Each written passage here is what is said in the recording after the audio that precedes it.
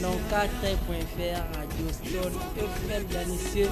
Merci d'être nombreux à être branchés, scotchés sur les antennes des Stone FM pour suivre l'intégralité de votre émission d'échange, d'analyse et d'actualité à caractère général. En fait, votre émission bilingue qui est toujours présentée par votre homme de serviteur, William, qui est mon combattant de la liberté que je suis. Mesdames et messieurs, comme votre émission est bilingue, en fait, vous voyez que l'émission est toujours trop lingala, na français pour nous permettre de l'union, en fait, pour nous permettre de la France, l'union de la population, voilà, nabiso.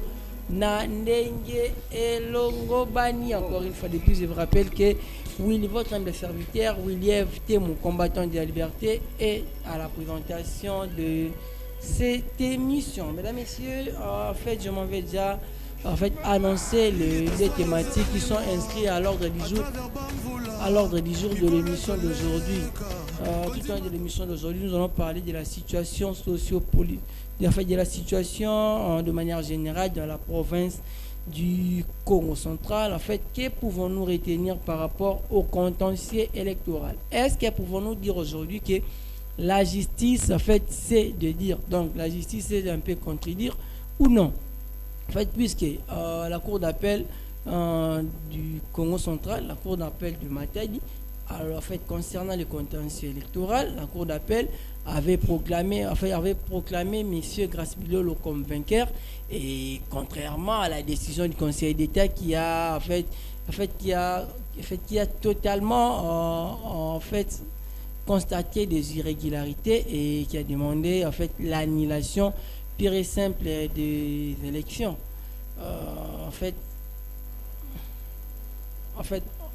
En tenant compte également de ce tout dernier document du président de l'Assemblée nationale, du président de l'Assemblée provinciale, qui est Monsieur Papi Montezolo. Monsieur Papi Montezolo qui a écrit à la CENI enfin de réorganiser les élections. Mesdames, messieurs, pour l'émission d'aujourd'hui, je ne serai pas seul sur ce plateau.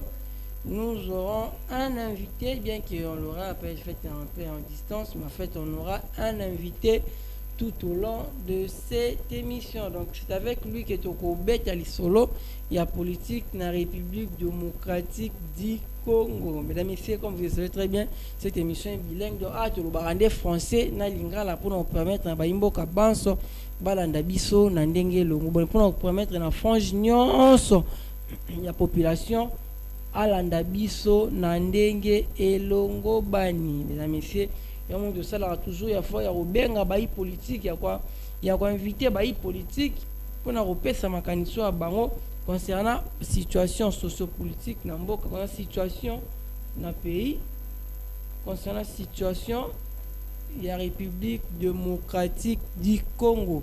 Et en ce qui concerne l'émission d'aujourd'hui, mesdames et messieurs, j'ai l'honneur et le plaisir de recevoir pour vous aujourd'hui Monsieur Joseph Lumumba. Je rappelle qu'il est analyste politique, et concernant d'autres détails, je pense qu'on est déjà avec lui. Il m'a offert sa précision mingi concernant Oyo Ye Azali. Mesdames et messieurs, ne nous appelez pas, écrivez-nous tout simplement au plus 243 84 50 62 573. Je me répète, plus 243 84 50 62 573. Je rappelle, plus 243 84 50 62 573. Mesdames, messieurs, je m'en vais déjà saluer notre invité qui est Monsieur Joseph Lumumba. Bonjour et bienvenue. Oui, bonsoir messieurs les journalistes et bonsoir à tous les auditeurs et auditrices qui nous suivent à ce moment. L'occasion pour moi de saluer tous les compatriotes qui sont à Matadi, tout comme ceux qui sont aux environs. Mais aussi, je profite de cette occasion pour saluer tous nos 40 respectifs honorables députés provinciaux du Congo central, les personnes sur qui repose l'avenir de notre province et de près de 6 millions de Congos que nous sommes, sans oublier. Je salue aussi son Excellence Monsieur le gouverneur des provinces, le docteur Kibandou Ndungidi, mais aussi je salue aussi d'autres camarades qui me connaissent, hein, sans les citer les noms peut-être pour donner le temps de... Voilà, messieurs, je suis Joseph Lumumba Kiambia Vanga, je suis très connu sous l'appellation de l'honorable Joseph Lumumba. Je suis le président, je suis un acteur public, le président fondateur du...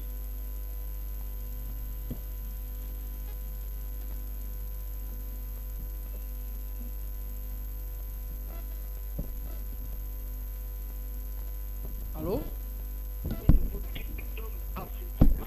Parce que j'avais compris que si les Congos ne marchaient pas, si l'Afrique d'une manière générale ne marchait pas, le problème était long. Donc les longs, ceux qui m'ont canalisé dans mon bien, ceux qui m'ont problème de veille belé, ceux qui Afrique est à beaucoup, parce que le problème de ça, ils allaient les battre. Donc maladie, ils ont fait Afrique, ils ont fait les Africains.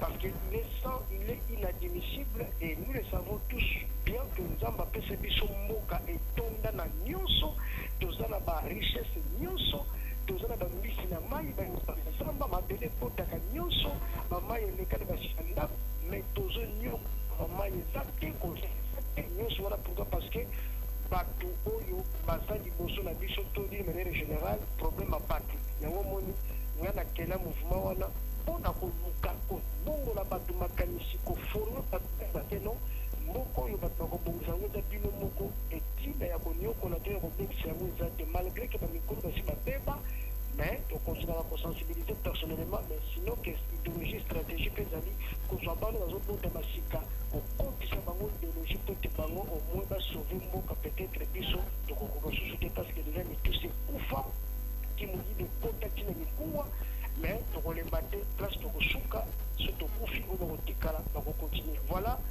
eloko nakoki koloba monsieur le journaliste naza maintenant entièrement na disposition na yo mpona to atake sikolo oyo ezali lokola sujet to basujet tokolobela. Bien, mesdames, messieurs, je pense que vous venez là. Joseph Lumumba si bon se présenter, en fait se présenter dans son entièreté, donc il a tout dit en ce qui lui concerne. Alors en fait avant de prendre le tout premier thématique de cette émission, d'abord je puis savoir na lingomba oyo que là en fait na moya lelo bozali implanté esika nini structure et ko compter combien de membres et puis na nyonso bino boko fait et puis na nyonso bino bosangisaki le rôle à objectif nini oyo bo réussir déjà na ko réaliser répondre na moi lombango pour que tu entamer directement en fait thématique à liboso et émission koelo. Merci beaucoup les journalistes. Non, c'est-à-dire structure la biso eza oui eza na ba membre belé. Il faut comprendre que là le coradino honorable Lumumba Kimbia Vanga Joseph naza originaire ya territoire ya Matimba na ex-district to district ya Lukaya. Donc awa soko yiba membre baza pebo et tokoki ko réunir déjà la minute oyo selon ma fiche d'adhésion nyonso bato basigna bazengi na bureau na minute oyo awa na Matimba na territoire ya biso tokozala déjà plus de 5000 membres, plus de 5000 membres na matatu mpe naza mpe na bamembre na sympathisa baza kuna ebele na baprovince biso soki epi lisusu na boma mwanda kuna mpe bazali et donc objectif oyo tosensibiliser il faut comprendre que soki eloko ezalaka mpasi surtout que dans un pays bato baza na banzala donc po okotisa likambo ya motu ya motu faut d'abord ekolinga kosoigner nzala mpo likambo ekota nde balobaka kaka le ventre afamela mpo l'oreille o bakongo tolobaka motu lebe nzala kakuwa mambo mokamobanya moko imoti bonomotola nzala eza mpasi mpo okotisa makanisi mais de toute façon na idéologie déjà bato bazocomprendre. Il faut commencer par changer les mentalités des gens parce que vous savez que ceux qui déjà mentalité déjà Bopola activité sur le ressort là aussi n'était pas mentalité déjà Bopola mais la minute où déjà avancé toujours formé tout formé comme entrepreneuriat c'est-à-dire comment tu peux entreprendre une activité commerciale Et donc ma promotion va donner aussi de Sali. Et nous poursuivons des activités. Moi j'espère que la radio, je ne saurais pas vous citer le tout, mais du moins retenez que déjà les objectifs sont en train d'être poursuivis. Et c'est tout sur le plan de la rééducation et transformation de mentalité, créer un autre homme congolais, conscient, où il y a donc on évolue vers le membre Baza et Télé, en commençant par le territoire de Madimba où je suis originaire. On a maintenant que nous avons des membres qui sont de sympathisants, de militants, de cadres, donc de ce côté-là, il n'y a pas à s'inquiéter. On parle aussi de la politique, hein, donc il n'y a pas à s'inquiéter, nous sommes en train de travailler pour atteindre les objectifs. Quand il y en a plusieurs, il y en a aussi ceux qui ne sont pas faciles pour les atteindre parce qu'il faut suffisamment de temps. Mais Talagaga, le taux a plus de 10 ans. Le tout le but qui s'arrête à compliquer la traitement de mon côté. Donc il faut vraiment une il faut vraiment persévérer tout ça. Donc on continue à travailler. Et je sais qu'avec l'aide de Dieu de Fumukimbangu, et Dieu de nos ancêtres, on évolue. Bien, madame, messieurs, en fait, l'actualité oblige, en fait, bien que je ne l'ai pas annoncé au début de cette émission, mais j'essaie d'annoncer que tout au long de l'émission d'aujourd'hui, nous allons également parler de l'éminente sortie du gouvernement Soumino. Ni ne sengeli ba Kongoma ni ba retenir na gouvernement ou ni no papa na ba osala comme analyse concernant le gouvernement Soumino. Est-ce que casting ezalaki malamu ou non? Vous allez moi quoi thématique to aborder tout au long de l'émission ya mokolo ya lelo. On a bon esenga oyamba pona bino ndeko Joseph Lumumba Talibongo, analyste politique et président Lingomba Moko et président Lingomba Moko sociopolitique en République démocratique du Congo, plus précisément dans la province du Congo central. En fait, ndeko Lumumba a débuté directement émission Moko Hello na Marambo Italie, en fait na Marambo Italie province ya Congo central. D'abord, je peux savoir Yambo ya Kokota une organisation, en fait une réorganisation, en fait il y a ma pronomie à gouverneur et vice-gouverneur. D'abord, je peux savoir comment avez-vous jugé la décision de la Cour d'appel, il y a Matadi, et puis décision, il y a Conseil d'État. Vous n'êtes pas de ceux qui estiment que la justice elle-même s'est dédire, donc la justice elle-même s'est contredit. Et si la justice est contredite, la justice, il y a un morceau de se contredire. En fait, est-ce que comme on a dit qu'en parlant un peu de ça, il y a un peu, en fait, il y a la fragilité côté la justice. Qu'est-ce qui a fait que la justice puisse se contredire? Donc, si on a compris, il y a province, il y a gouvernement, il y a madame Soumino, c'est ça? Donc après ma province, il y a gouvernement, nomination gouvernement. Donc pendant le gouvernement, il y a publication gouvernement, c'est ça? Ok. D'accord. Est-ce que vous le pouvez dire quand même, n'est-ce pas? Non, en fait, non, c'est pas la bonne Lumumba. Si possible, concernant le gouvernement, la thématique est mis balai. Donc, si possible, tu as la thématique à Liboso, et la province de Congo central. Makamba province à Congo central, parce que nous allons parler concernant sur l'annulation des élections et puis l'organisation de l'élection, de la nouvelle élection qui va se tenir le 7, et puis on va finir pour la publication du gouvernement national. J'espère que c'est ça, n'est-ce pas? Oui, oui. Très bien. Alors, la ligne sur la Congo, c'est-à-dire les habitants du Congo central, mes chers compatriotes, je voudrais que les gens comprennent une chose. Élection et Salemaka le 29 avril dernier. Élection de gouverneur et Salemaka, élection Salemaka, parce que vous le savez très bien qu'après élection, après élection générale de Salemaka le 30 décembre 2023, étant qu'on commune en 2024, il a fallu maintenant organiser élection sénatoriale, élection de gouverneur dans plus de 20 provinces, parce que la province aussi c'est l'élection seulement quand compte tenu il y a un problème dans la province. Alors, vu au Congo central les a dit parmi la province où l'élection fait salem. Exactement, élection est salami le 29 avril dernier. Mais malheureusement, cette élection ne s'est pas bon organisée. L'élection seulement bien que Les candidats Bazaka 14. Parmi les candidats, il y a le gouverneur sortant, qui est son excellence monsieur, le docteur Giban Dundungidi. Il y a aussi l'honorable Grace Bilelo et tant d'autres candidats. Au total, ils étaient au nombre de 14. Élection, on a Ndeko Grace Bilelo ou honorable Grace Bilelo que je salue en passant, avec Obimalogo la 20h, 23 voix. Le gouverneur Gibandou, le gouverneur en place, avec Obima, la 16 voix. Et puis, d'autres se sont partagés encore d'autres voix. Alors, élection, on a docteur Gibandou avec Omona, dans le regroupement politique, Action des Alliés et Idées pour la nation congolaise, ABAR-ANC en sigle. Il faut remarquer que, mais l'élection, c'est vrai que ce n'est pas mauvais parce que dans une compétition, il y a toujours des perdants et des gagnants. Et le docteur Gibandou, à côté ne peut que perdre, ce n'est pas grave, parce que la compétition surtout, mutuka pour la mutuka gagner. Mais c'est le match pour la c'est pour mon akeno pour la pour la malongate. Et ça dit que nego a gagné qui a longate. À ça qui va fraude moko, na ba tricherie moko très grave.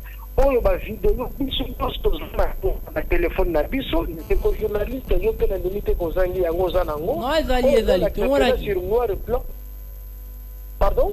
Oui, ezali ba vidéo ezali to mona ki biso banso to mona ki lolenge makambo esala ma ko l'ensemble provincial mkola mapuna. Donc Ndeko, j'étais en train de parler que nous tous nous avons remarqué que victoire Ndeko na biso l'honorable Grace Bilelo Zaki victoire moko triqué, victoire moko boutiqué. La sanangage que la sanangage il faut osala peut-être aveugle pour on limiter on a nazolo baké victoire Zaki victoire nga malongate nous monaki regroupement politique, il y a le gouverneur Gibandou A-INC, dit non, il faut attaquer ma camboloko, mais dès que je peux s'appuyer sur pouvoir ça.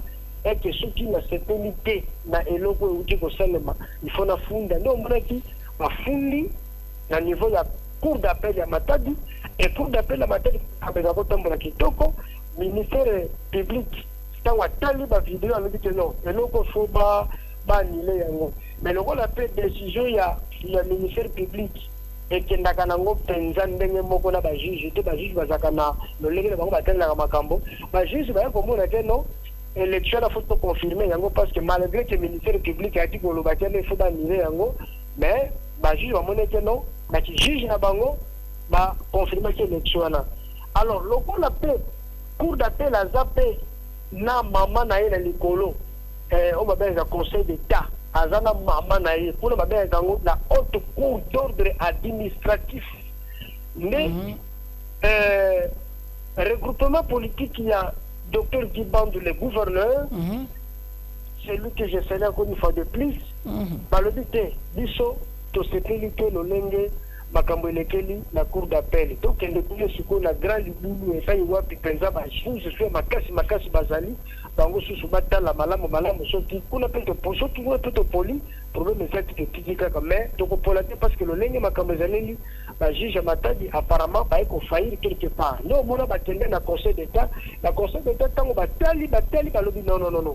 Ministère public a lobi biloko ata pour toujours batali tanga soyi l'élection c'est bien été parce que c'est vrai ata kwango mibeko lobi ke élection azana impossibilité ya voter avant ko pona mutu oya sepeli na yato ko voter oui to bonite c'est mais le lenge esalelelaki tozomona ndeko na biso président ya assemblée provinciale département Tezolo azozwaka bato azokendaka na bango na isoloir et puis bazokende kokutana kuna na isoloir na bato aseni na moto aseni na ye ndeko département Tezolo le président.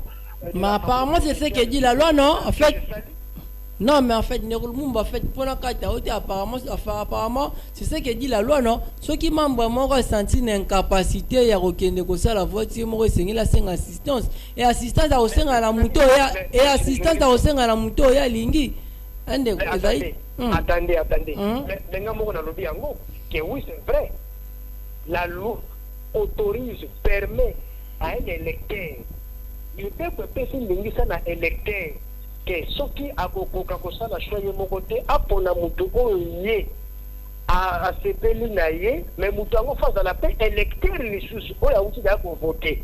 sikoyo nini esalemaka mokolo yango badepute liboso seni alobi ke toza na de depute bakovote bango moko te bango nde bakopona baye oyo bango basepeli baakompagne bango mpe oyo basi bavote deja baza baélecteur bakokende kotika bango assemblée eyo bongo mais malheureusement après de wana trois lisusu ebakisamaki oyo kuta eyebanaki te mais qu'est-ce qui s'est passé eloko sikoyo esalamaka président place wana okomona l'honorable président Papima Tezo le que je salue okomona ye azwi mutu soi-disant à voter, mais les députés ont des professeurs, donc il faut comprendre que déjà à quel isoloir, au commandant, nous avons les sous à l'andi na isoloir, na mutu ba komi tout pour na kata isoloir, c'est quoi des photos comme tout na, c'est quoi nani o akeko la kisandeko wana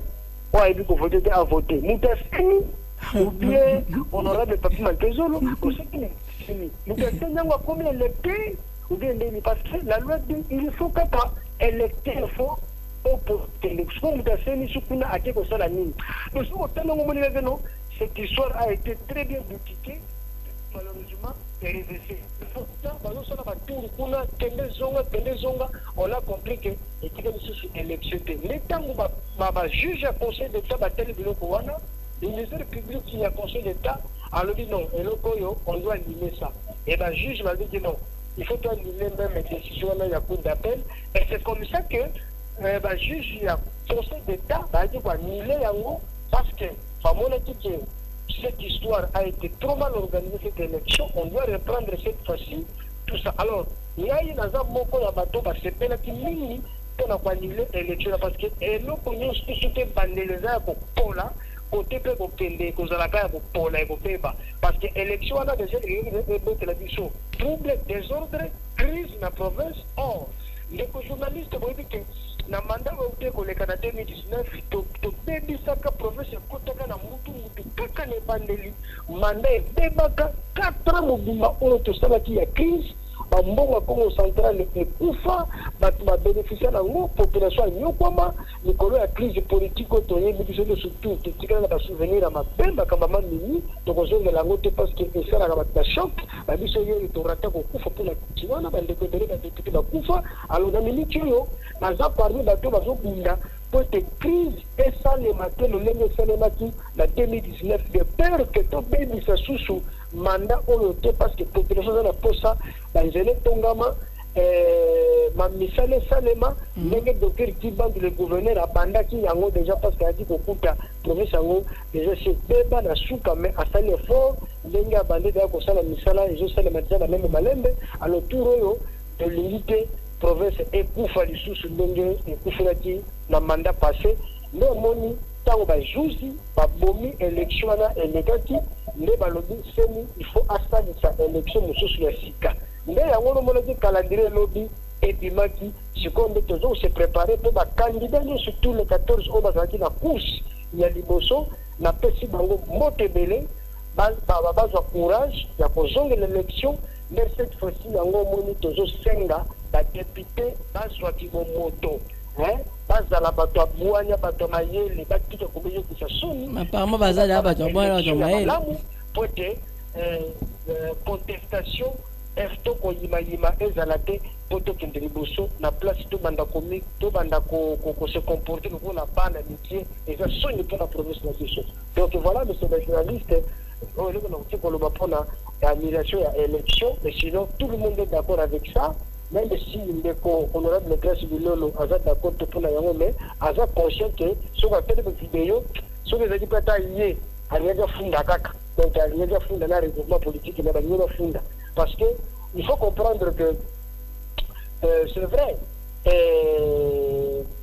victoire oui mais il faut victoire moko ezala moko ya malonga c'est pourquoi d'ailleurs na profiter na micro na yo tozosenga na seni tour oyo lokola toza na 5 députés bakoka kovote na machine à voter te tozosenga na seni lokola élection kosalema le 7 juin alors le 6 seni aya na machine na ye abanda kolakisa député moko ndenge bavotaka sur 40 po ata te ezala te ou carrément batia vote manuel ndenge bavotaki bamembre ya bureau définitif ya assemblée provinciale parce que matete ezalaka te bavoteli ndenge wana sinon apesa baséance ya machine comment manipuler machine à voter po te mutu ezala te e nazopromettre te turo soki élection eleki kitoko bacontestation soki ozala te nga na kozala moto liboso mpona kofélicite moto nyonso oyo akoleka mais nazosenga na badéputé provinciaux vraiment renouveler confiance na bango epai ya le gouverneur le docteur Dibande Ndungu le candidat numéro 1 et c'est quelqu'un qui me faut dans cette province parce qu'à la question déjà babilembo na mwata motie oyo asalaki malgré lolenge akutelaki province ya kopatakana ya kobukana ya kokufa. Voilà monsieur le journaliste nazongisili koko peut-être moi mundina monsieur Zali ya mokete contre makabeteli élection. Bien, mesdames et messieurs, contactez, en fait, écrivez-nous au 084 50 62 573 084 50 62 573 084 50 62 573. Alors, Ndeko Lumumba, puisque Kolobela Makambo était allé en fait ma pronomie, il y a un gouverneur pour la Congo centrale, aussi bon, on a eu fait député à Congo centrale. Que cette fois-ci, ça la confiance dans Ndeko Gibandu. En fait, il y a un botozo à fait, il y a un botozo à Fazouana. D'abord, je puis savoir, vous allez pas me battre au Banzaïté, il y a eu vraiment corruption dans ma pronomie et l'équipe. Et si oui, quels sont les éléments justificatifs qui attestent qu'il y a vraiment eu corruption dans ma pronomie au conseil de si bon Rwanda? Très bien. Les éléments justificatifs, ma preuve que sur la corruption Sanemaki, fraude de Sanemaki, le fait d'abord, batata mi bimba ba député au batanga ba senya, bazo pa accompagner bango tina isoloir. D'ailleurs, ba bande ko to voter na ba place na bango. Bango ba bande ko voter donc ba menio ka na isoloir, yo nindi maboko.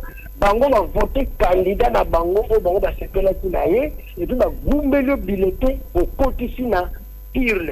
Et c'est ce qui montre que bandeko wana bazaki na incapacité na impossibilité parce qu'ils ont tous les facteurs en bonne et due forme, mais seulement que c'était une façon de contraindre bango ya kolandela bango pour te voter mutu mususu. Donc c'est ce qui montre que non de fraude et zalaki. Et puis yango nde mutu et salaki excusez-moi yango nde mutu salaki ba juge bazwa makasi, mais aussi ezaki lisusu na ndeko na biso moko député Edouard Samba que je salue, ndeko député Edouard Samba votaye deux fois, ba votaye na national provincial et à Zouaka. Alors nous devons quoi mboka nobi soki obini soki population voté yo na deux places aux trois places parce que ça na maka 2 3 4 places même ozaka kana droit ya kopona place moko tene ko sala ba côté mususu au kabina ba premier suppléant na yo. Alors ndeko Edouard Samba za mutoyo tala azwi na national provincial ya ponesi akende ko siéger na Kinshasa. Alors na Matadi suppléant de mutu azwaki yango pona libela sur la Kinshasa tendaki a siégé déjà, mais tant que ce qu'on va contester et pas y a adversaire naïe la circonscription électorale naïe, mais adversaire a contesté qui a gagné, va réhabiliter, gagné, va monique non, il était moutou fallait à siège wana, mais plutôt ils ont moutou moussous, on va bénéficier kuna, selon mes pères comme bon canabiso, à Kokati du Sus Koya qu'on siégeait l'Assemblée provinciale. Pourquoi? Parce que on se renonce qui déjà, au tabac qui a déjà, yo pendant tout le temps, ça, quand on tire qui moutou est fini. Le gouverneur qui ban Bazali, il va voter quelqu'un. Mbot na bino délai, ndenge on voter docteur Giban de Ndongi de Bossara qui est RRP, Bossara qui pense un très bon choix. Ne pas voter qui na place Mibale, mais le déplace voilà à renoncer qui yango parce que Aliga qui à la gouverneur de l'émission docteur Gibandu par exemple ce qui était dans l'élection est ajouté à côté de zone na place mon côté parce que a renoncé qui le alors ndeko Edouard Samba pe et ndenge wana de temps ba valider na Kinshasa a revu sur kozonga na assemblée provinciale mais a zongi na assemblée provinciale et puis a voté voilà irrégularité mususu yango wana et ça l'a dit que pour d'après conseil d'état a annulé l'élection et donc Les éléments justificatifs existent que non, il y a eu fraude et tricherie à partant, il y a l'ennemi babadé au Kendeko. Nyonso na isoloir na bato asemi na soi-disant badéputé bayaki kovote machine te batanga te patati patata. Donc il faut comprendre en plus pe baannonsaki na seni ke na bandeli ya vote mokolo yango le 29 avril ke il y aurait des députés bakoka te mais suka patela boye ekomi 5. Et donc il faut comprendre que tout ça esengelaki il faut annuler cette fois-ci la bénédiction libre, transparente, démocratique, makamako scorté kabato kopeti bana métier exactement tika ba député ba voter na conscience na bango moko et puis on a besoin azu on a pola apoli et puis on a besoin na voie normale to accompagner pour la promesse que ndiliboso awa tuza pour ko kumbisa ba individu mais tuza ngepona ko nika promesse que parce que ba individu ba koleka mais promesse ko leka te poto zala kana moko promesse ko to tiki na bana na biso na lobaka parce que soki to bandi ko so to ko kumbisa ba individu to promesse mais oui individu to kumbisa te mais to ko soutenir soka zala makanisa malamu mbenyenga na soutenir ka le docteur dans le candidat gouverneur numéro 1 on a reçu la député provinciaux ça y est 5 ans ndenge na soutenaka ye alors ye akoleka mais province ekoleka te pour preuve bambuta mbaci baleka baintérêt baleka mais province ekotikala. Donc nous soutenons la province, le développement de la province bien sûr à travers des candidats qui ont de bonnes idées.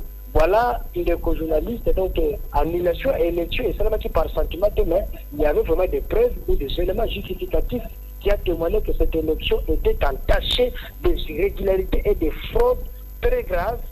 Il a fallu qu'on les annule ou qu'on l'annule parce que c'est une élection.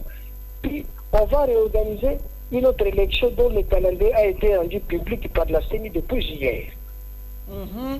Bien, merci beaucoup Ndeko Joseph Lumumba. En fait, tout pour cette émission, en fait, dans le profil de candidat. D'abord, je puis savoir, présentement, il y a 14 candidats qui sont rentrés en liste. Donc, il y a 14 candidats en liste. Bon, on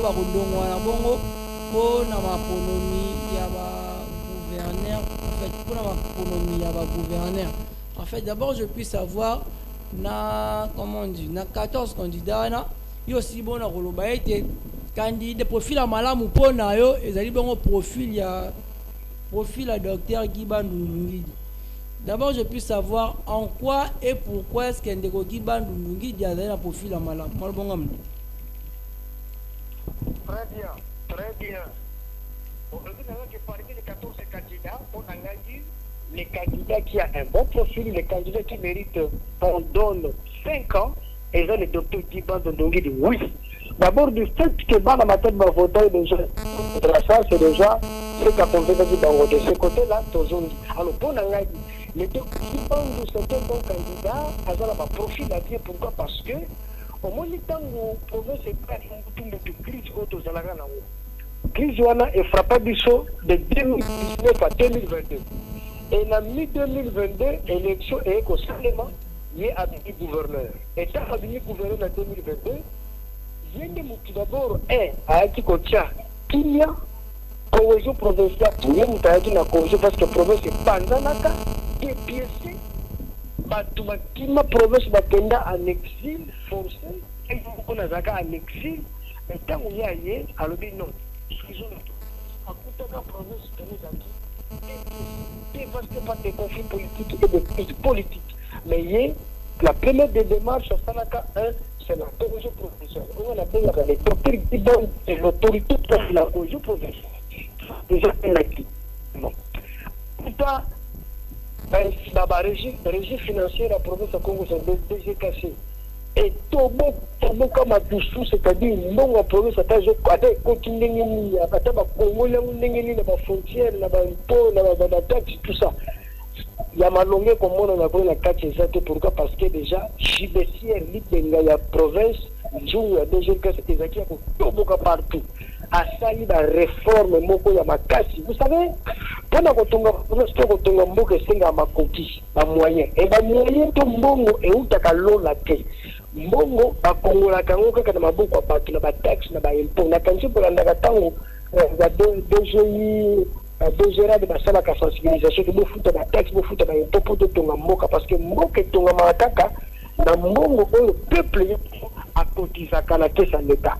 Alors mbongo bandeko kokota makambo te na kesi ya province ya Congo central et docteur Guy Bandu asali na réforme mpona créer par par quel va de moyen pour te monter côté à malonga na kesi pour te une fois il a l'argent mais à sali politique oya yaki nango pona kotombola province asala ngo sur ba péage je pense que la péage monsieur Simon oya gérera ba péage na biso ko banda kasangulu ti na ba na kenge kuna monsieur Simon a anduka kambongo belé mbongo yeba na kata kotsaka combien na suka apesaka na province si moi 100,000 ou 150,000 dollars et si soye bisanga ya zo ba millions les provinces azopeseka fumwa ndambu enzela pe ba accident sans le matata le contrat yo ça négocier yo ça tout ça en tout cas et puis on va se le soana neto mboni sikoyo wa makoki bandi komonana leo mona kina mo temu ke wana salaki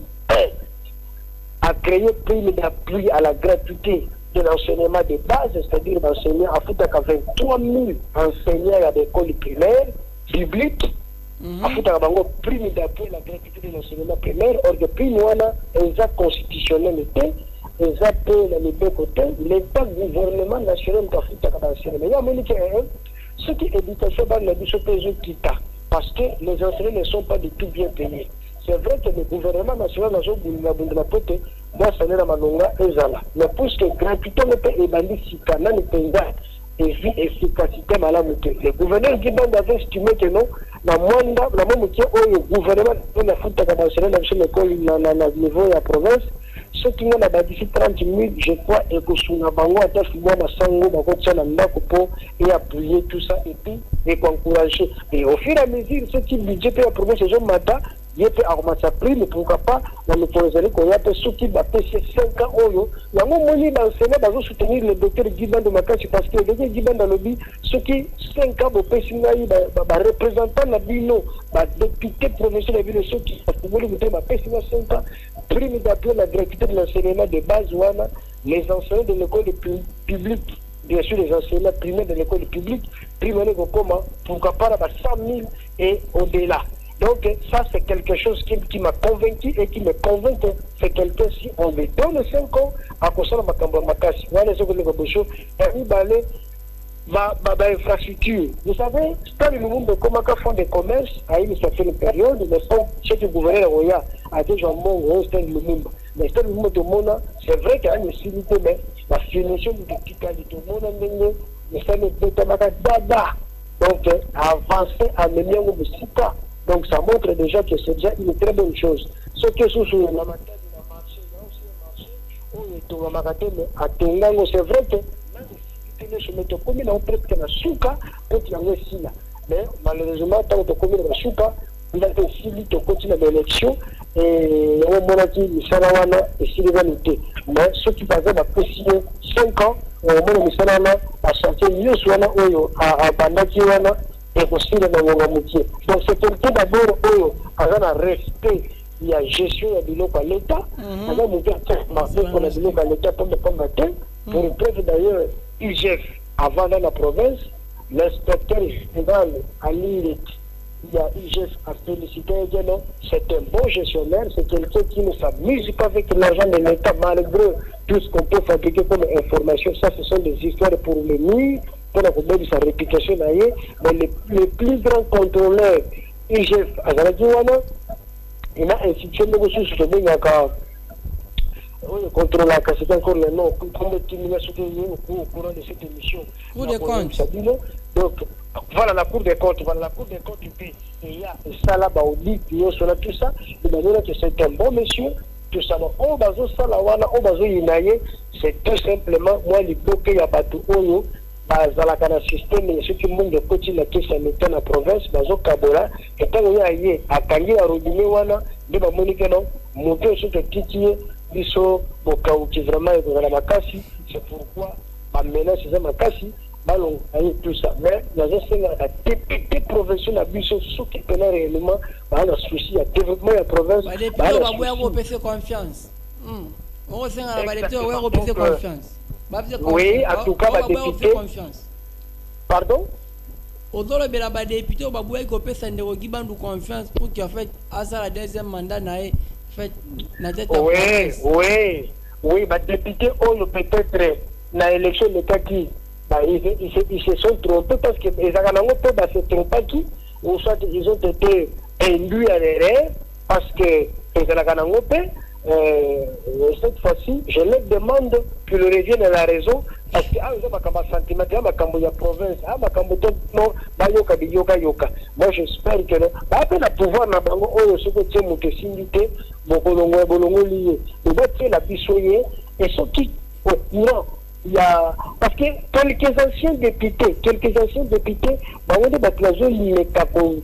intoxiqués la député au baillé à la législature non au moins il est toujours dans la législature passée à Kabagato à la mission Nzala patati patata mais ils sont intoxiqués ok le Kouana parti de Kabiyoka on a besoin la promesse qui veut parce que c'est vrai que les députés ils ont gaba kabela gayo ka kolia ko mera ka salaire ba pesa gayo o jwa ka salaire ba kabela ko sumbo wa leta o zo kota po misala ya mboke salaire ce ko ba to ba vota yo bango ba ko bénéficier nini ce qui est député au lindi salaire ba pesa o zui mbongo oyo pe ya leta ekoti ekosala misala ya population ba kabela kayo ce ko ba to ba vota yo ba passion bazana ngo ba madimba na bakimvula na mikula na sekebanza na mwanda bango misala oyo ezonuka leta sala ekosalema na mbongo nini soki yo député ozonuka gouverneur azwaka mbongo atesi akabolelaka bino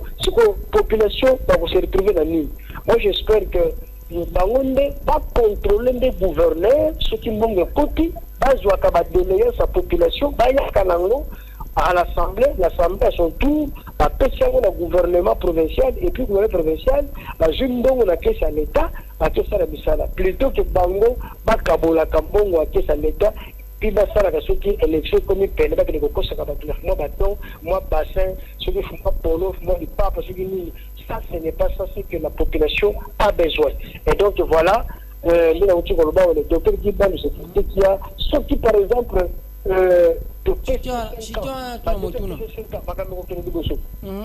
en fait, que dire de ceux qui estiment que Ndeko Gibandou est le gouverneur les plus médiocres dans l'histoire de la province de Congo central? Parce qu'il y a aujourd'hui, il y a tant de gens qui ont reproché Gibandou parce que Marambo Biélé. Vous savez, on a Rolanda vice-gouverneur, en fait, commis parmi mon adversaire farouche dans la ligne de cours. Grâce Bilolo, en fait, assez bon à affirmer que comment on dit, Ndeko Gibandou doit aller parmi les prédateurs en fait financiers parce que la gestion n'a été aussi bon au monde makamba misolo en fait misolo bungi parce que belé en fait par exemple 6 millions de bunga qui na province qui non moins lelo monde a justifier en côté moi de qui a ngopé et pas moi quoi Ndeko va travailler na Gibandou en fait on a bon Ndeko Gas Bilolo en fait Gas Bilolo fils son adjoint et parce que on a relobé que Ndeko Gibandou gestion a été entaché na irrégularité et en fait Ndeko ana zaki gestion moko apparemment zaki obé pour na roluwa romi bongisande donc en fait donc il souci a été que azwa mosolo ya province akoti yango na libenga na privé notamment le bayimboka bakoloba en fait bakolela ke banzela mingi banda misala esilaka te en dehors de ça bambongo ekobunga la province sans justification notamment en fait marambo etali 6 millions au kilo et l'homme qui va justifier en côté alors mutuna nga ce que ezali boy au regard il y a gestion calamité ya Ndeko Gibandou en fait parce que baimbo comme ça banza été ya gérer qui mabe apparemment l'open la situation moi c'est ezali selon sondage baimbo comme ça ba été la majorité ba Ndeko balingi était ba Congo central balingi Ndeko Gibandou te donc bango tu ba ko ba ka café tu ko na café tu ko en fait Ndeko Gibandou sengeli akende atika fauteuil wana D'abord, je puis savoir, est-ce que vous allez prendre un bateau et tout le corps bateau soit Écoutez-moi bien. Et tout le corps bateau soit mais par contre, si tu na ngato o katangai na si motuna te o katangai bon toke kasi toke. Mais toi tu penses que IGF et ça institution vraiment il y a le baquet des gouverneurs qui bandent avec corrompu l'IGF et puis à corrompu sur cours des comptes, c'est ce que les gens veulent le faire croire. Non, c'est tout simplement parce que lorsque Moutubalingi était, on a fait surtout. Et puis, chanter surtout, à financer, on a bon. Et en plus, il faut comprendre, à Kouta province, la Etani. Et pourtant, l'information, à Kouta province, à Fouta, province, la Funda Yango, dans l'entreprise, à Towa. Towa a série moko boye abanda ko bétonner banzela na banzangu. On dit azango sala wana mbongo na ye et province à Fouta te. Et il me dit qu'il faut que parce que toi, l'entreprise, il dit que la province. Non, écoute, tout ce que ces gens-là disent, c'est faux. 6 millions, cette affaire de 6 millions, déjà, IGF a traité dessus, on a cours de compte à traiter, non. Et puis 6 millions, on peut n'y surtout, il y a un maka, crédit, on a besoin d'un maka.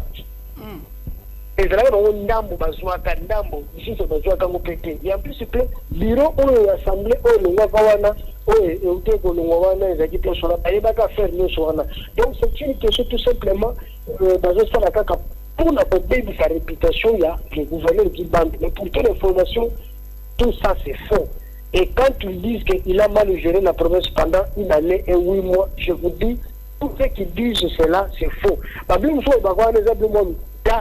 Tout simplement parce que lorsque on était, on a plus à quel témoignage à Malamou et ça. Mais sinon, les docteurs qui bandent, vous savez, le pays où le bateau a la valeur, la premier rang, c'est quelqu'un vraiment qu'on devrait déjà féliciter. Malheureusement, au Congo, ce que je remarque, qui valeur, ce sont ces gens-là qui sont appréciés. Les qui veulent être appréciés. Et tout la valeur, apprécié. Ça, c'est quelque chose que moi je remarque au Congo. Donc, il faut toujours vraiment. Donc, le docteur Guiband, croyez-moi, je ne suis pas un sentimentaliste, mais je vous dis, partant de ce que nous voyons, c'est un bon gestionnaire. C'est une question tout simplement parce que quand Oyo a dit la tête à province, il a dit, écoute, sauf par exemple, le docteur Guiband a dit mauvais gestionnaire. Est-ce que vous dites que déjà passé à Kouta, nous avons consommé 2 milliards de francs congolais? Il a mis sur la famille. À nommer les provinces, la ministre des États-Unis, comme on s'en est donné. C'est vrai que vous allez me dire que non, et Staline. Ah, mais écoutez, ça a calculé 23 000 enseignants, 30 000 en plus de 600 millions par mois à foutre tout ça. Il y a plus. Différents pembons, nous sommes sur le côté de le fonctionnement province,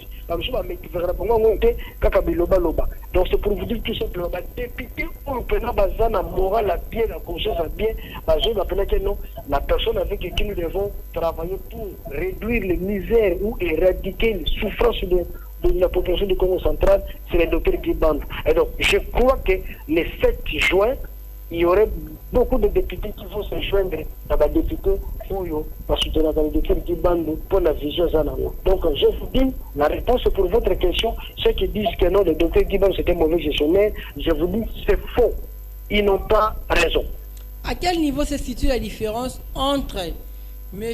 Guiband Ndungi et son changeur direct en fait, à quoi ça y est, en fait, son changeur direct aux Alibongo de Kokas Bilol. À quel niveau se situe la différence entre ces deux personnalités? Non, moi je pense que, écoutez, je ne saurais pas faire la différence entre l'honorable Grace Bilol, le candidat gouverneur, et le docteur Guiband Ndungi, le candidat gouverneur. La différence, c'est que ce sont des individus, aussi souvent déjà avec un gouverneur titulaire, l'autre là était le gouverneur, vice-gouverneur, et donc peut-être que le de Grace Bilolo, là nous, avec la gouverneur était fou pour gérer tout tout ça. Mais la différence, c'est que chacun a sa vision, a sa vision. Et donc, je ne saurais pas vraiment faire la différence. Mais seulement que ce sont des candidats qui sont en train quand même de faire leurs campagnes auprès de grands électeurs, on se peut s'afficher la bango. La différence, c'est que nous avons non. Mais c'est seulement que nous avons la maîtrise de la minute, nous avons province pendant une année, et 18 et 8 mois, donc c'est le docteur Djiban. Le reste, les candidats gouverneurs de presque non, la projet de société naïe, à l'OBA, où c'est l'OBA, à 80% des députés provinciaux, il y a recette à province, et qui donc ça, le protocole d'accord, je vois 20%. Bon, voilà. De toute façon, moi je suis là pour défendre le gouverneur Guy Bandou parce que je le soutiens, c'est mon naturel candidat. L'autre est là, comme je ne le défends pas pour le moment, je ne saurais pas dire de n'importe quoi, mais c'est un candidat comme tout autre candidat. Ok. En fait, Namo Yalelo, vous n'êtes pas de ceux qui estiment que Ndeko Guiban doit aller lâcher un regroupement politique parce qu'en fait, parce que le lot, moi en réalité, c'est que Ndeko Guiban doit la présidence provinciale ou d'aller au papier Matezolo, bazali au bien regroupement moro, mais tout comment on a fait des gestes et qu'apparemment Ndeko papier Matezolo azali sous en fait en commun d'accord de Ndeko Guiban. Vous allez pas me battre au banza que Ndeko Guiban non soit au sein de bien mutu makasi na ye et que va regroupement ne babaye déjà que va faire va regroupement si bache musika. Non. Écoutez, d'abord, ce qui coûte aujourd'hui la logique, il y a politique, n'est pas la Kinshasa, ma autorité, ma haute autorité, surtout le membre du président de la Congo. Vous savez que le président de l'Assemblée provinciale, l'honorable Papi Matezolo, et le docteur Guy Bandou, le gouverneur de province, basé la même recrutement politique, il y a ABAR à INC. Alors, selon les accords, selon les principes édictés par les membres du présidium, on y va Kinshasa, tant que dans le moment où tu fais ça, pour l'élection du gouverneur, et là qui, parti politique aux majoritaires de l'Assemblée provinciale, c'est-à-dire les partis politiques, il y a beaucoup de députés provinciaux à l'Assemblée provinciale, c'est dans ces partis politiques où va sortir les candidats gouverneurs. Et les partis deuxième, troisième, ils vont se partager le poste de vice-gouverneur et la présidence de l'Assemblée. Et donc, maintenant, il y a une majorité de l'Assemblée provinciale de la Congo centrale, avec 8 députés, malgré que mon coup va invalider qui est, parce que la 7, mais avec un toujours majoritaire. Tandis que les deux autres partis, IDPS et AVC, on a 6 à chacun. Et donc, logiquement parlant, selon le principe édicté par la haute politique de l'Union sacrée ou par la haute autorité de l'Union sacrée et le membre du présidium, l'INC, il faut appeler sa candidat gouverneur, IDPS, il a appelé ça parce qu'il y a un vice-gouverneur, et AVC, il y a une présidence. Et les autres partis politiques vont se partager des postes ministériels. Donc, le nom sur le Congo central, les aides des autres qu'on a créés, et au niveau national, et au niveau provincial. C'est pourquoi, ce qui est le crise de la Congo central, les aides crises créées volontairement par les autorités de l'Union sacrée de Kinshasa, en passant par le président Félix lui-même, parce que c'est lui qui est censé de dire que non, le principe que nous avons mis, ce n'est pas celui que vous avez utilisé au Congo central. Parce que Kinshasa, on en a fait. Kinshasa, le gouverneur de Nagiwana a mis la partie majoritaire au Parlement, c'est-à-dire l'IDPS et ses alliés, ceux qui dans le Luanaba, Maman Fitima Souka, a majoritaire dans l'Assemblée provinciale, dans le groupement Naï, a mis, et ainsi de suite. C'est seulement qu'au Congo central où ils ont mis du désordre, et alors, même. Principe Ndeko Matezolo, ce n'est pas lui qui devrait être le président de l'Assemblée provinciale parce que le regroupement naïe est majoritaire de l'Assemblée provinciale. Or, partant du principe édicté au niveau national, c'est les gouverneurs, c'est le candidat gouverneur qui devrait être aligné par le regroupement du Papi Matezolo et non lui aller être président de l'Assemblée. Voilà, c'est là où la province va dire que Kinshasa et la province, la province, donc les gens qui utilisent pour les chouchous, et vous en avez tout, l'autorité, la province, l'autorité de Kinshasa, vous avez créé pour tout. Et donc, quand on va dire non, venir, non, moi je pense que les gens ont d'intérêt, tout le monde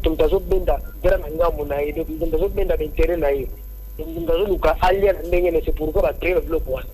Bien, je vais rapidement lire un message. Quelqu'un nous écrit depuis matin, il s'appelle Lisette Mambweni. Il y a commis dans le poteau.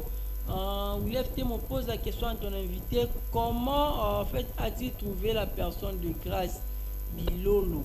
En fait, est-ce qu'il y a parmi les bateaux que grâce Bilolo handicap intellectuel n'a pas fragiliser le développement de la province de Congo central au cas où Zala qui est lié? Voilà question, il est auditeur à tout. Oui, de Lisette Mambweni, depuis ma taille. Il y a l'autre qui n'a pas parmi bateau, Banazo, Kanisake, ce qu'il aurait de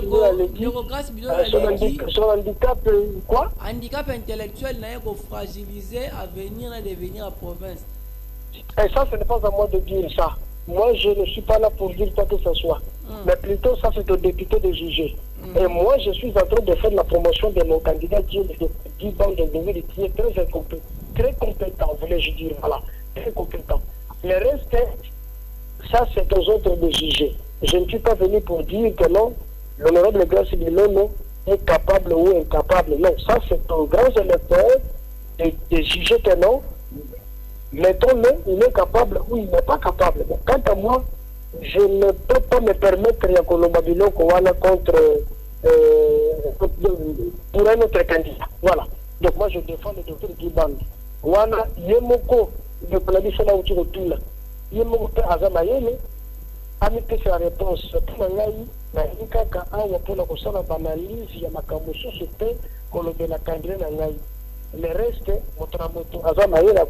et surtout, ce sont des grands électeurs, nos députés provinciaux, on a bien qu'à nous respecter les honorables des députés provinciaux, on est vraiment seigneur de traiter, question on a où il y a l'autre. Mais là, je ne me permettrai pas, il y a Koloba, Bakamboana, où il y a honorable de grâce du Lolo.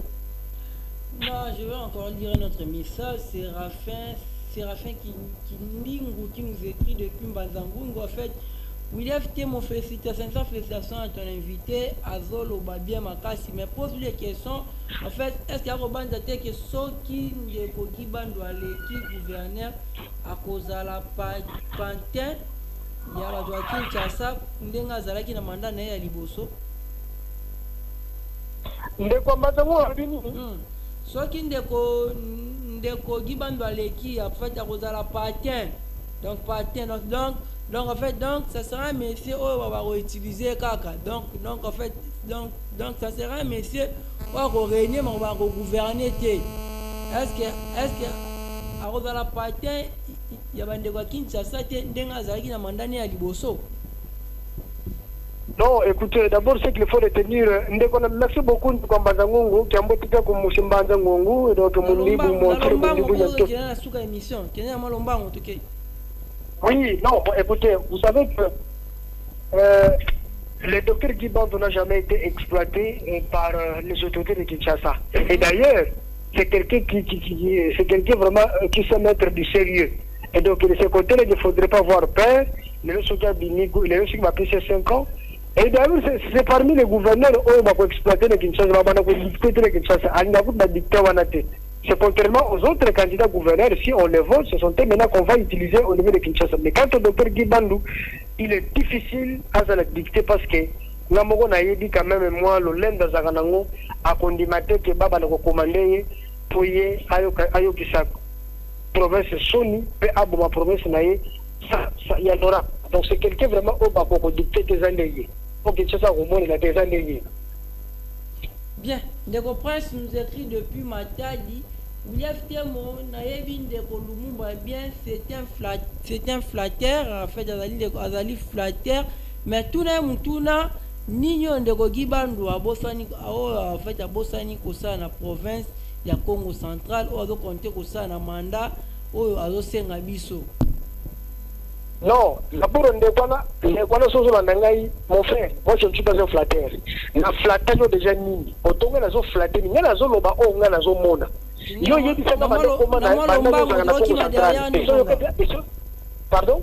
En fait, Kenya la moi lombango vu que toro qui m'a dit. Oui, la zote la lombango ko na ke lombango ndeko nga na za flatter te na flataka mutite. Mais nga na zo ba onga na zo mona yebisanga banda yo zala na Congo central. So mona gouverneur o dia sa futa ba enseignant ya école primaire futa ba enseignant bon. Hein, so mona yango et puis Stade Lumumba o ebike Stade Lumumba tebele ba commission de fond de commerce le et comme presque na suka. Et puis Wenze o ba benga suki marché site. Non, moi je parle de ce que je vois et je ne flatte personne. Tu comprends? Je ne flatte personne. Donc, mon ami, c'est toi qui es peut-être flatteur, moi je ne suis pas flatteur. Ok? Je ne suis pas flatteur comme seulement, moi je parle de ce que je vois. Donc, c'est un peu ça. Donc, mon ami, et puis quand tu dis qu'il est non, d'abord il faut comprendre que non. Il veut maintenant poursuivre, maintenant, qu'on fout à Bassena, et puis va chanter au l'enfant qui est ici là. Et puis qu'on crée les sources et surtout qu'on crée les sources. Il faut comprendre que non, et ça là qui de faisabilité mais qui ça qui pour ma camétali qu'on lance un projet agriculture dans la province Mobimba. Mais investisseurs nous ça c'est un contrat basé ça mine presque partout dans mon yango c'est qu'on va voir ministre menga zo 5 ans qui va pêcher yango mais akoya na bango et au moins pendant 5 ans comment les emplois vont se créer. Donc mon ami il faudrait si tu n'as pas une maîtrise il ne faut pas dire de n'importe quoi des bobards, OK?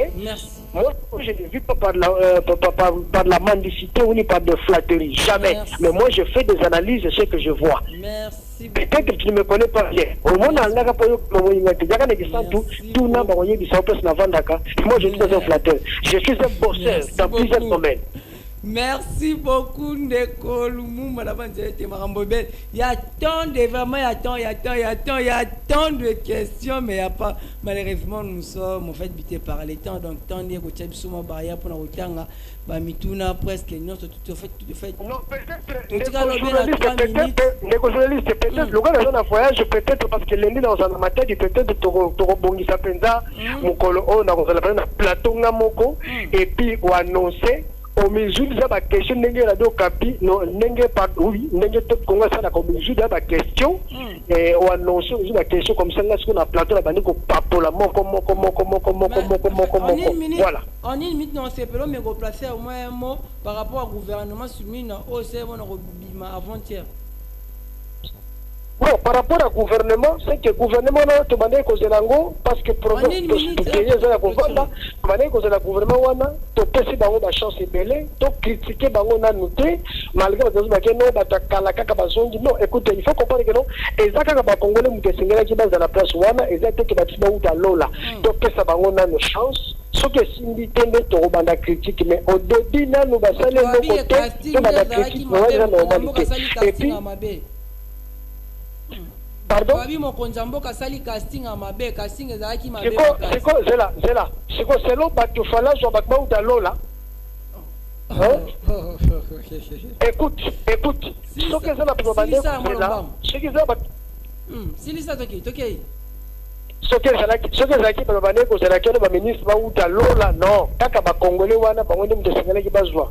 Mais to pesa ba chance ba tsala musala pour Namboke Tende Liboso et na pesi pe merci mingi na ba ministre na biso Muta Mukoko Samba, Muta Dide Budimu, Muta Kristembadu, bango bazala penza balobeli na biso conseil des ministres pour la province de Congo central et surtout pour la province oyo chef d'État atenaka tango aka campagne électorale et ça les masse surtout pour la nzela ya route nationale numéro 16 oyo balina kisantu ngidinga kindo ekevula to alaka biso ngo ba rappeler nyonso atenaka la Congo centrale je surtout et Salema mais sinon to pesa bango chance to ko juger bango te pendant na basene le côté wana za ki bomoto te ba juger ga muto soki ça ça l'émission la vérité ba pesa ga muto chance donc voilà to ta bango maboko pour pas musu mingi to kanza ezala ko bonyo ko zalela te ba za na volonté et te ko landela bango sinon merci beaucoup bien le support tout bolanda ki biso ba moto na bino en tout cas baye oba sepelaka nanga mboto na bino oba sepelaka nanga te c'est tout à fait normal moto moko te balinga na mokili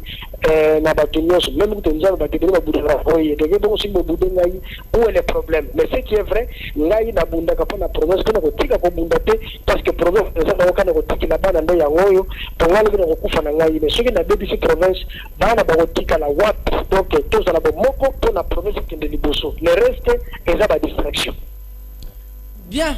Ndeko Joseph Lumumba na tondi yo otondi mingi na ndengo ndimaki kwa na invitation na biso ya mokolo ya lelo.